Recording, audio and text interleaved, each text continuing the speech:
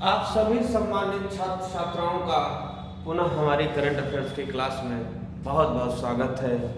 एक विशेष महत्वपूर्ण जानकारी है, कल शनिवार है, कल ऑफलाइन बैच में ऑनलाइन टेस्ट होगा। सभी विद्यार्थियों को सुबह 9 बजे ठीक समय पर आ जाना है और टेस्ट देना है। टेस्ट बहुत ज़रूरी है, ये एक आकलन हो जाता है हमारी तैयारी का। जो भी चीज़ें कमज़ोर होंगी उन पर हम विशेष ध्यान देंगे। आइए करंट अफेयर्स की इस सदी की सबसे दमदार क्लास में आपका स्वागत करते हैं और आप पूरे मन के साथ पढ़िए पूरी क्लास को। आपका एक तो बेस मजबूत होगा, करंट अफेयर्स आपको जानकारी हो जाएगी करंट अफेयर्स की, और बहुत सारी चीज़ों को हम अपनी क्लास में डिस्कस करते हैं। आज आइए शुरू करते हैं। पीएम श्री योजना के लिए कितने स्कूलों का चयन किया गया? तो सबसे पहले हम बात करते हैं पीएम श्री योजना किसके द्वारा चलाई जा रही है। तो ये शिक्षा मंत्रालय के द्वारा चलाई जा रही है। शिक्षा मंत्रालय के द्वारा चलाई जा रही है और इसका नाम है PM school for rising India, ये इसका नाम है। केंद्रीय विद्यालय प्लस नवोदय विद्यालय सहित 2.5 लाख स्कूलों में, क्या समझेंगे आप, केंद्रीय विद्यालय तथा नवोदय विद्यालयों को मिलाकर कुल 2.5 लाख स्कूलों में से 9,000 स्कूलों को चयन किया गया। 9,000 स्कूलों को का चयन किया गया है। बहुत अच्छा समझेंगे, बहुत ही ध्यान से और पूरे होशो हवास से समझेंगे, पूरा मन लगाकर समझेंगे। बहुत ही जबरदस्त प्रयास किया जा रहा है आपके लिए। बहुत कम समय में बहुत ज़्यादा जानकारी लाने का ऐसा प्रयास किया जा रहा है। शिक्षा मंत्रालय ने पीएम श्री योजना के लिए कितने स्कूलों का चयन किया है? 9,000 स्कूलों का चयन किया है 2.5 लाख में से। ये जो योजना है ये 5 सितंबर 2022 को केंद्रीय मंत्रिमंडल द्वारा अनुमोदित की गई थी। 5 सितंबर 2022 को केंद्रीय मंत्रिमंडल द्वारा अनुमोदित की गई थी। मंत्रिमंडल शब्द का संविधान में सिर्फ एक बार प्रयोग हुआ है। मंत्रिमंडल का संविधान में सिर्फ एक बार प्रयोग हुआ है। आपको बताना है किस अनुच्छेद में इसका प्रयोग, ये आपको बताना है। ये होमवर्क का क्वेश्चन है। केंद्रीय शिक्षा मंत्री कौन है, ये भी अगर आप जानते हैं तो बहुत अच्छी बात है, नहीं जानते हैं तो जाइए नीचे कमेंट बॉक्स में और देखिए, कोई ना कोई होनहार विद्यार्थी जरूर लिख दिया होगा कि भारत के केंद्रीय शिक्षा मंत्री कौन है। दूसरे क्वेश्चन पर चलते हैं। टेक्सास विश्वविद्यालय द्वारा किसे लाइफ टाइम अचीवमेंट अवार्ड से सम्मानित किया गया? तो इनका नाम है नवीन जिंदल, जो कि एक स्टील सरिया वाली फैक्ट्री है। इनका नाम है नवीन जिंदल, जो कि काम करते हैं, काय की फैक्ट्री है इनकी दोस्तों फैक्ट्री है सरिया और स्टील से संबंधित कारोबार है इनका। इन्हें उत्कृष्ट योगदान के लिए किया गया है सम्मानित। कौन सा अवार्ड मिला है इनको? तो इनको मिला है लाइफ टाइम अचीवमेंट अवार्ड और इनका नाम है नवीन जिंदल। बहुत अच्छा प्रश्न था, याद रखेंगे। कैप्टिव रोजगार पहल की शुरुआत किस योजना के तहत की गई? इस प्रश्न को जरूर ध्यान में रखेंगे। 3rd स्टार हमारा क्वेश्चन है। 3rd स्टार क्वेश्चंस पूछे जाते हैं प्रतियोगी परीक्षाओं में। वैसे तो सारे प्रश्न बहुत ही महत्वपूर्ण हैं, लेकिन जो अति महत्वपूर्ण होते हैं उन्हें 3rd स्टार से सम्मानित किया जाता है। थर्ड स्टार क्वेश्चन को याद रखेंगे। कैप्टिव जो रोजगार पहल है ये क्यों दोस्तों शुरू की गई है? ये इसलिए शुरू की गई कि जैसे मान लीजिए किसी को कोई सी चीज़ की आवश्यकता है तो वो अगर दूसरी प्रतिभा आपके पास है तो वो उसकी वैल्यूएशन नहीं देगा।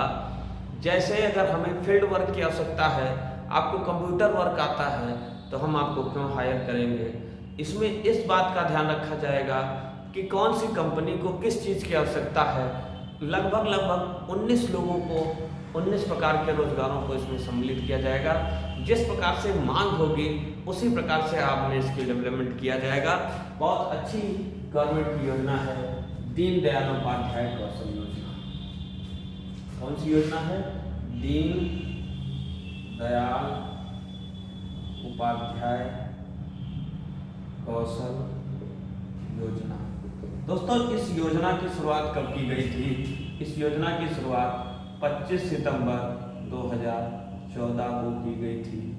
याद रखेंगे इसको तो बहुत अच्छी बात है।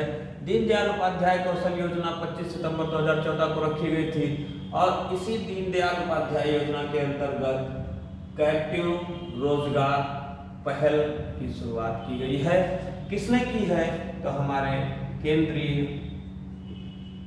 ग्रामीण विकास मंत्री गिरिराज सिंह, इन्होंने इस योजना की शुरुआत की है। 19 कैप्टिव योजनाओं का ध्यान रखा जाएगा, ये पूरी जानकारी है। दीनदयाल उपाध्याय कौशल योजना के तहत कैप्टिव रोजगार पहल की शुरुआत की गई है। करंट अफेयर्स हमारे हर प्रतियोगी छात्र के लिए बहुत जरूरी है। अगर आपको सफलता पानी है तो करंट अफेयर्स की क्लास आपको रोज देखनी पड़ेगी। शनिवार को ऑनलाइन टेस्ट देना पड़ेगा। 100% यदि कोचिंग में आप अटेंडेंस देते हैं तो नौकरी खुद चलकर आपके पास आएगी। और जिन विद्यार्थियों की तैयारी पूरी हो चुकी है वे रिवीजन करते रहेंगे, टेस्ट देते रहेंगे। टेस्ट देना बहुत ही आवश्यक है। चीज़ों को बार बार पढ़ना होता है ताकि चीज़ें हमारे दिमाग में कंसंट्रेट रहें, माइंड में सेट रहें। हम लोग छोटी परीक्षाओं की तैयारी कर रहे हैं, जो लोग बड़ी बड़ी प्रतियोगी परीक्षाओं की तैयारी करते हैं वो एक ही किताब को 10 बार पढ़ते हैं। कभी ना कभी कहीं ना कहीं कुछ कॉन्सेप्ट छूट जाता है जो कि बारी बारी से क्लियर होता रहता है। आइए अगले क्वेश्चन की ओर चलते हैं। अगला क्वेश्चन हमारा 4 नंबर है। जून 2023 तक मंगल ग्रह पर कितने व्यक्तियों को भेजेगा? कौन भेजेगा? क्यों भेज रहा है? क्या भारत में या उस देश में जिस देश के लोग जा रहे हैं मंगल ग्रह पर, क्या वहाँ यहाँ जमीन नहीं बची है क्या? क्यों जा रहे हैं? आइए पूरी बात को हम अपनी डिस्कस करते हैं। नोट करने वाले विद्यार्थी नोट करते रहेंगे थोड़ा स्पीड में। समय की सीमा है, समय कम है, हम आपको बहुत कम समय में बहुत अधिक जानकारी देने का प्रयास करते हैं। जून 2023 में लिखेंगे खूब अच्छे से। जून 2023 में नासा जो है वो मंगल ग्रह पर रहने के लिए 4 व्यक्तियों को भेजेगा। 4 व्यक्तियों को भेजेगा। अब ये आप कैसे याद रखेंगे? कैसे याद रखेंगे? नासा 4 ही वर्ड है तो आपको ऐसे याद रखना है कि 4 व्यक्तियों को कौन भेजेगा? तो नासा भेजेगा। या नासा कितने व्यक्तियों को भेजेगा? तो 4 भेजेगा। National aeronautics and space administration इसका फुल फॉर्म है। नासा की स्थापना, अब आप कहेंगे सर बार बार हर क्लास में नासा की स्थापना बताते हैं, बताना पड़ेगा क्योंकि भूल जाते हैं। नासा की स्थापना हम बता रहे हैं, इसरो की स्थापना आप बताइए कब हुई थी? देखो शाम के बैच में गड़बड़ा जाते हैं, कभी कहते हैं 1958 में ये, कभी कहते हैं 1969 में वो, इसलिए थोड़ा सा ध्यान रखेंगे। इसरो का फुल फॉर्म, नासा का फुल फॉर्म कमेंट बॉक्स में लिख देंगे, जीवन में कभी नहीं भूलेंगे। नासा का जो हेडक्वार्टर है वो कहाँ है? वो वाशिंगटन DC में है। बार बार पढ़ना होगा, बार बार समझना होगा। आइए एक और नई चीज़ बता देते हैं नासा के बारे में। नासा के प्रशासक कौन है? इनका नाम है बिल नेल्सन। ये बात नई है, एक नई, बाकी पुरानी दोनों मिला के देख लीजिए। 5 नंबर प्रश्न पर चलेंगे। बहुत कम समय में बहुत अच्छी और बेहतरीन क्लास है ये। बस दुर्भाग्य ये है कि हर विद्यार्थी देख नहीं सकता। क्यों? क्योंकि हर विद्यार्थी के अंदर न तो कामयाबी पाने की चाह तो हर बच्चे के अंदर है, लेकिन उसके लिए दोस्तों कुछ जतन करना पड़ेगा। हर चीज़ ऐसे मांगने से नहीं मिलती, कुछ तो परिश्रम से मिलती है, मेहनत से मिलती है। मेहनत करेंगे तो चीज़ें मिलेंगी, नहीं मेहनत करेंगे तो फिर रिज्यूम लेकर 2-3 साल 4 साल बाद प्राइवेट जॉब के लिए घूमेंगे, टहलेंगे और भटकेंगे। आइए, स्टार स्पोर्ट्स ने किसे ब्रांड एम्बेसडर बनाया है बात कर लेते हैं। तो कुछ मिटा लेते हैं, नहीं तो सब गड़बड़ा जाएगा मामला। दीनदयाल उपाध्याय योजना को हटा देते हैं, ये आप लोगों ने ठीक कर लिया होगा। और अगले प्रश्न की ओर चलते हैं। अगला प्रश्न हमारा कह रहा है कि स्टार स्पोर्ट्स ने किसे ब्रांड एम्बेसडर बनाया है। तो स्टार स्पोर्ट्स ने भैया बनाया है रणवीर सिंह को। रणवीर सिंह को पेप्सी ने भी ब्रांड एम्बेसडर बनाया है, याद रखिए। स्टार स्पोर्ट्स का मुख्यालय कहाँ है? तो स्टार स्पोर्ट्स का मुख्यालय है मुंबई, महाराष्ट्र में। ये बात भी याद रखेंगे। दुनिया की पहली 7.2 मीटर ऊंची ट्रेन का किस मार्ग पर परीक्षण किया गया? इस क्वेश्चन को भी नहीं भूलेंगे। ये है 5 नंबर क्वेश्चन, ये था 6 नंबर क्वेश्चन का आंसर। ये देखिए, नासा ने कितने व्यक्तियों को भेजेगा मंगल ग्रह पर? तो 4 व्यक्तियों को भेजेगा। क्यों भेज रहा है? वहाँ का रहन सहन, वहाँ का वातावरण पता करने के लिए भेज रहा है। स्टार स्पोर्ट्स ने किसे बनाया ब्रांड एम्बेसडर?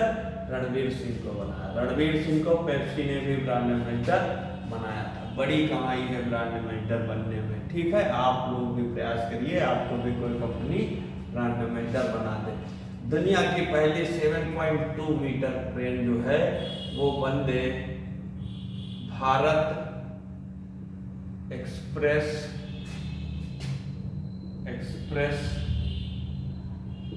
ट्रेन को 7.2 मीटर ऊंची बनाया गया है। और इसका जो परीक्षण है वो दोस्तों कहाँ किया गया है? दिल्ली से जयपुर मार्ग पर। दिल्ली से जयपुर मार्ग पर इसका परीक्षण किया गया है। परीक्षण तो कर ही दिया गया है। अप्रैल 10 अप्रैल 2023 से परिचालन शुरू करने की या परिचालन शुरू होने की संभावना है। परीक्षण तो हो ही गया है, ये बात आप नोट कर लीजिए, मोस्ट इम्पॉर्टेंट। अगले प्रश्न पर चलिए। अगला क्वेश्चन क्या है? 30 मार्च 2023 को किस राज्य ने अपना स्थापना दिवस मनाया? 30 मार्च। देखिए, स्थापना दिवस हमें याद रखना है। आपको कमेंट बॉक्स में बताना है उत्तर प्रदेश का स्थापना दिवस कब होता है। आइए बात करते हैं 8 नंबर क्वेश्चन की। 30 मार्च 2023 को कौन सा स्थापना दिवस मनाया गया? तो किस राज्य ने मनाया है? देख लीजिए, राजस्थान राज्य ने मनाया है। बहुत अच्छा है, बहुत अच्छे से आपको एक एक चीज़ पढ़ाएंगे। आपको सारी चीज़ें बहुत अच्छे से दिख रही हैं, इसकी मुझे बहुत अपार खुशी है। और आप हर चीज़ को बहुत आसानी से पढ़ेंगे। इसने कौन सा स्थापना दिवस मनाया है? तो लिखना है आपको, राजस्थान में 30 मार्च 2023 को अपना 73वां, अपना कौन सा दोस्तों, 73वां स्थापना दिवस मनाया है। दोस्तों, राजस्थान के प्रथम मुख्यमंत्री कौन हैं? तो वो थे हीरालाल शास्त्री। हीरालाल शास्त्री। अगर मैं आपसे पूछूं उत्तर प्रदेश के प्रथम मुख्यमंत्री, तो आप कमेंट बॉक्स में बताएंगे उत्तर प्रदेश का स्थापना दिवस कब मनाया जाता है, ये भी आप बताएं। क्योंकि राजस्थान की बात आई है, थोड़ी सी हम ब्रॉड जानकारी ले लेते हैं राजस्थान के बारे में। थोड़ी सी जानकारी आपको राजस्थान के बारे में बता देते हैं। राजस्थान की जब बात आई है, पूरी जानकारी आप ले लीजिए। क्षेत्रफल के आधार पर राजस्थान का पहला स्थान है। ठीक है। दूसरी बात अगर हम कहें, ये दोस्तों इतना बांट देते हैं, इसको भी हम यहाँ से बांट कर लिखते हैं ताकि आसानी रहे आपको समझने में और देखने में। राजस्थान का पहला स्थान है। पहला स्थान है तो बाकी का कैसा स्थान है देखिए। सबसे पहले हमारा राजस्थान है, उसके बाद अगर हम बात करें तो मध्य प्रदेश है, ये क्षेत्रफल के आधार का क्रम है। उसके बाद अगर हम बात करें तो महाराष्ट्र है, और अगर इसके बाद हम बात करें तो हमारा उत्तर प्रदेश है। ये क्रम है। अगर हम उत्तर प्रदेश राजस्थान का कुल क्षेत्रफल अगर हम बताएं आपको, तो आप तुरंत समझ जाएंगे 3,42,239 है। भारत का दोस्तों कुल क्षेत्रफल कितना है? भारत का कुल क्षेत्रफल है 32,87,263 वर्ग किलोमीटर। अब आप अगर देखेंगे तो ये पूरे भारत का जो है 10.40% हिस्सा है राजस्थान। याद रखेंगे, बहुत ही अच्छा प्रश्न है। दूसरी बात आपको बताएं तो दुनिया की पहली ट्रेन थी 7.2 मीटर, उसका काम हो गया है। दिल्ली से जयपुर मार्ग पर इसका परीक्षण किया गया है। 10 अप्रैल 2023 से चालू हो जाएगा।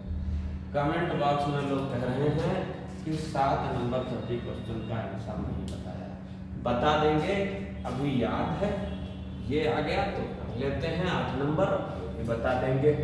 राजस्थान का जो शाब्दिक अर्थ है वो है राजाओं की भूमि। राजाओं की भूमि। मैंने सोचा कि राजस्थान के बारे में कुछ अननोन जानकारी आपको दी जाए। राजस्थान के पड़ोसी देश अगर हम देखें, राजस्थान के पड़ोसी देश, तो के न कहकर इसको का कहें तो मात्र और मात्र एक देश से राजस्थान की सीमा लगती है, जिसका नाम है पाकिस्तान। अगर मैं देखूं कि राजस्थान की सीमा कितने भारतीय राज्यों से मिलती है, तो राजस्थान की सीमा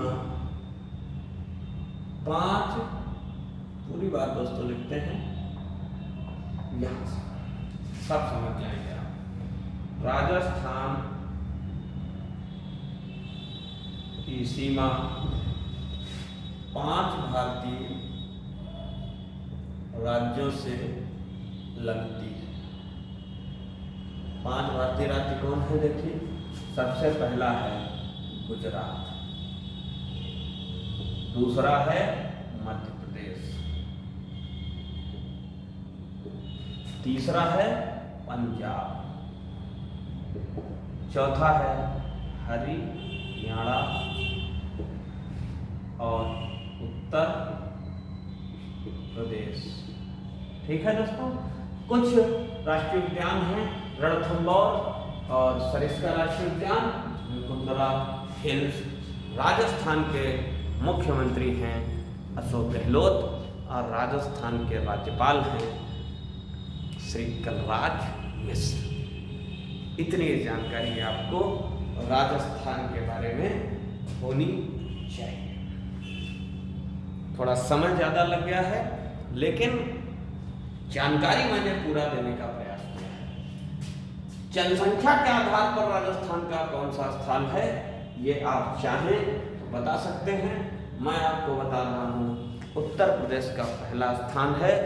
उत्तर प्रदेश का पहला स्थान पूरे विश्व के रिस्पेक्ट में हम 2.4% क्षेत्रफल पर हैं। 17.5% विश्व की कुल जनसंख्या का भारत में निवास करती है। ये तो बात हो गई राजस्थान की सीमाओं की। आपको कमेंट बॉक्स में बताना है उत्तर प्रदेश की सीमा कितने भारतीय राज्यों से मिलती है और किस देश से लगती है।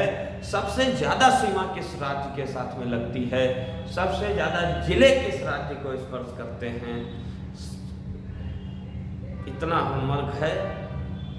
कुछ वीर और वीरांगनाएं ही इसको कर सकती हैं। लड़कियों के कमेंट नहीं आते हैं तो ये बहुत गलत बात है। लड़कियां भी कमेंट करना सीखें।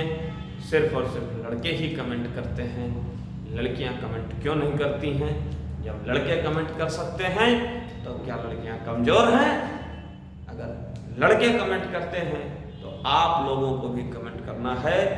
सभी लड़कियों से कहना है मेरा, आप भी कमेंट करके बताइए कि उत्तर प्रदेश की सीमा किस भारतीय राज्य के साथ सबसे अधिक लगती है। आइए, ये आपने प्रश्न जो 7 नंबर रह गया था, जिसे आप कह रहे थे, आपको बता दें सिलिकॉन वैली एक अमेरिका का बैंक था जिसे मार्च 2023 में दिवालिया घोषित हो गया है, बंद हो गया है। इसकी बात अगर मैं बताएं तो ये अमेरिका का 16वां बड़ा बैंक है जो मार्च 2023 में बंद कर दिया गया है। और इसको खरीदा किसने है? इसको फर्स्ट सिटीजन बैंक ने इसको खरीद लिया है। फर्स्ट सिटीजन बैंक ने इसको खरीद लिया है। याद रखेंगे, नहीं भूलेंगे। जो फर्स्ट आएगा उसे तो खरीद ही लिया जाएगा। कुछ और भी जानकारी हम देना चाहते हैं आपको राजस्थान के बारे में। राजस्थान के शहरों में दोस्तों गुलाबी शहर किसको कहा जाता है? कमेंट बॉक्स में बताइए। गोल्डन सिटी के नाम से किसे जाना जाता है? ये भी आप कमेंट बॉक्स में बताइए। सफेद शहर के नाम से किसे जाना जाता है? ये भी क्या आप बता पाएंगे? और ब्लू सिटी या सन सिटी के नाम से किसे जाना जाता है? ब्लू सिटी या सन सिटी के नाम से किसे जाना जाता है? ये सब उत्तर प्रदेश के शहर हैं। ये सब उत्तर प्रदेश के वो शहर हैं जिनका निकनेम बहुत फेमस है भारत में। आप बताइए। गुलाबी शहर तो हर स्टूडेंट को पता होगा, जयपुर। बाकी के देखते हैं आपको मालूम है कि नहीं मालूम है। 9 नंबर प्रश्न पर चलते हैं। SCO क्या है? शंघाई सहयोग संगठन है क्या? वही है, शंघाई कॉरपोरेशन संगठन है SCO। ठीक है दोस्तों, अभी बहुत अच्छी ट्रिक बताऊंगा, बहुत अच्छे से इसके देश बताऊंगा। एक एक चीज आपको तैयार करनी है। सार्क संगठन में कितने देश हैं, कौन कौन से हैं, ये आप कमेंट बॉक्स में बताएंगे। और SCO यानी शंघाई संगठन में कितने देश हैं, ये अभी आपको बताएंगे। राजस्थान के बारे में फिलहाल हमारी तरफ से इतनी जानकारी आपके लिए सफिशिएंट है। अभी वो शहर बाकी हैं, उन शहर के नाम आप बताइए। कमेंट जरूर करिए, नहीं तो कैसे पता चलेगा कि आप हमारे चैनल पर पढ़ रहे हैं। दूसरी कोचिंग के हैं तो भले ही ना करिए, हमारी कोचिंग है तो जरूर करिए। और कहीं के भी हों या ऑनलाइन क्लास है, सबके लिए आवश्यक है। बिना इसके सरकारी नौकरी का अगर सपना देख रहे हैं तो भाई साहब गलत सपना देख रहे हैं। जग जाइए, मुँह धो लीजिए, उसके बाद बताते हैं। SCO के राष्ट्रीय सुरक्षा सलाहकारों की बैठक की मेजबानी भारत ने की। भारत ने G20 की अध्यक्षता की। और किसने अध्यक्षता की? तो इसकी अध्यक्षता की है राष्ट्रीय सुरक्षा सलाहकार, national security adviser. National security adviser कौन है? अजीत डोभाल जी ने इसकी क्या की है? अध्यक्षता की है। ये है संघाई कारपोरेशन संगठन। इसकी स्थापना कब हुई है?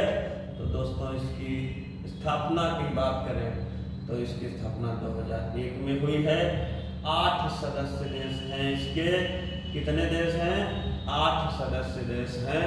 इसकी एक बहुत अच्छी अभी ट्रिक हमने बनाई है। इंडिया ट्रक और ट्रक का करना है K का स्क्वायर इन पाकिस्तान। ये दोस्तों ट्रिक है, याद रखिएगा। ऐसे तो आप नहीं याद रख पाएंगे, ट्रिक से जरूर याद रख सकते हैं। इंडिया ट्रक इन पाकिस्तान, इंडिया ट्रक इन पाकिस्तान, इंडिया ट्रक इन पाकिस्तान। किसकी ये ट्रिक है? अगर हम बात करें तो ये संघाई सहयोग संगठन के जो सदस्य देश हैं उसकी ट्रिक है। तो बात फिर क्या है? फिर अगर ट्रिक है तो उत्तर भी जानते हैं। पहला हो गया भारत, T फॉर हो गया तजाकिस्तान, R फॉर हो गया रूस, U फॉर हो गया उज्बेकिस्तान, C फॉर हो गया चाइना, K है तो एक K का मतलब हो गया किर्गिस्तान और एक का मतलब हो गया कजाकिस्तान। और इसके साथ है पाकिस्तान। भारत 2017 में शामिल हुआ।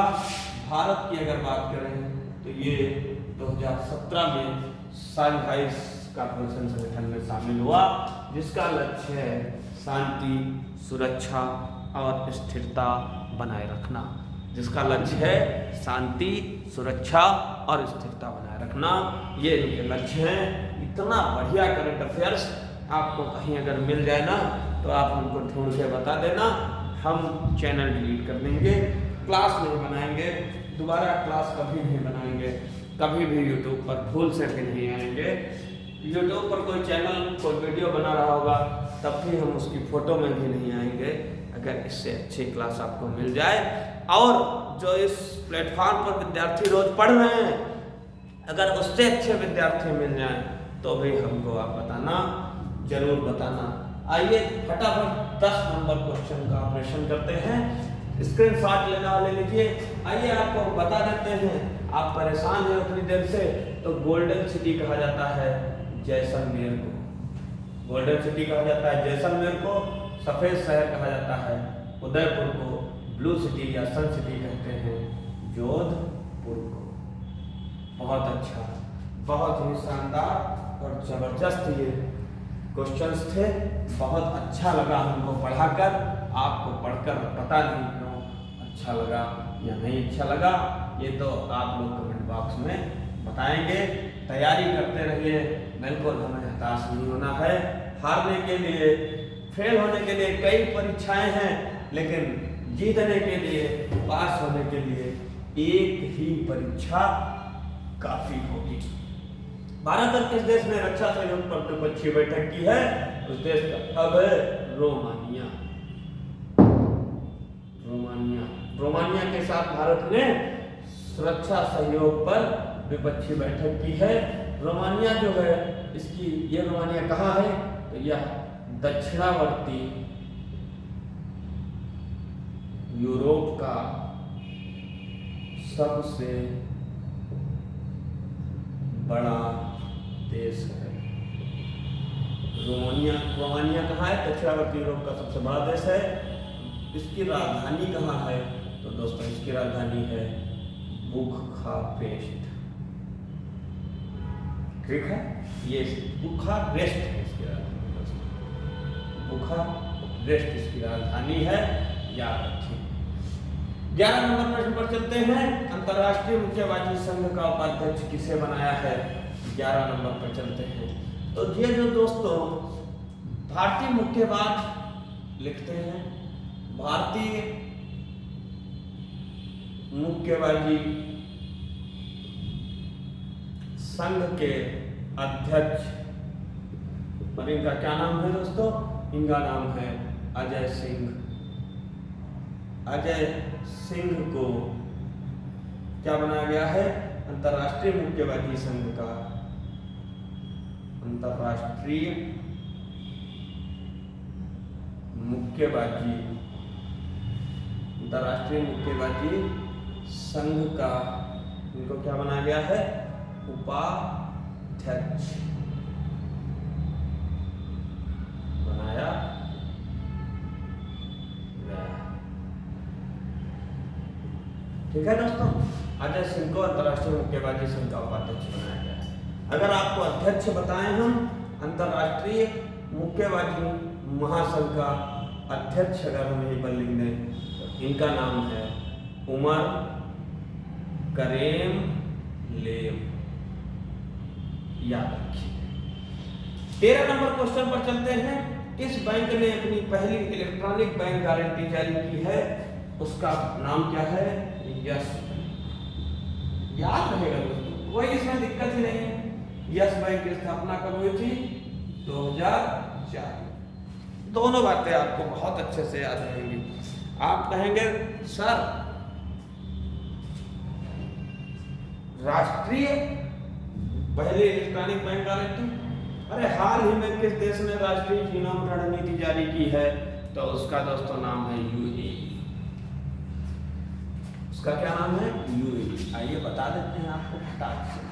राष्ट्रीय जीनोम रणनीति के बारे में भी चर्चा कर लें, उसके बारे में भी आपसे चर्चा कर लेते हैं।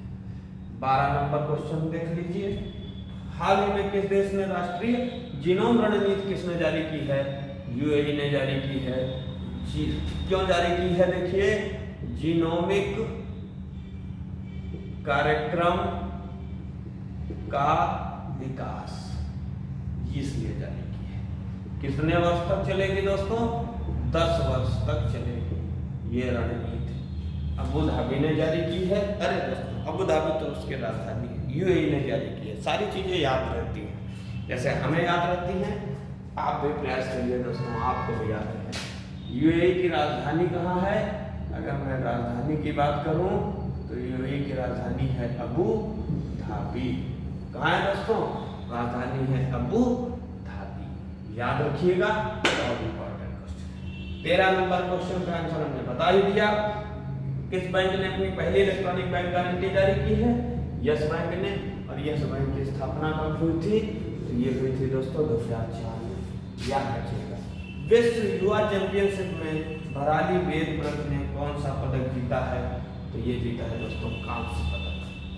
किसने जीता है? ये कौन सा पदक जीते हैं? कांस्य पदक जीते हैं। पुरुषों के 67 किलोग्राम भार में। 14 नंबर प्रश्न देख लेते हैं। 13 नंबर देख चुके हैं दोस्तों। यस बैंक है, 2004 में स्थापना हुई थी। इलेक्ट्रॉनिक सिग्नेचर को मान्यता दी है, इलेक्ट्रॉनिक बैंक गारंटी जारी की है। 14 नंबर क्वेश्चन देखते हैं। विश्व युवा चैंपियनशिप में भराली वेदव्रत ने कांस्य पदक जीता है। कौन सा पदक जीता है दोस्तों? कांस्य पदक जीता है। 67 किलोग्राम भार वर्ग। फाइनली उन्होंने 148 किलोग्राम भार उठाकर कांस्य पदक अपने नाम किया।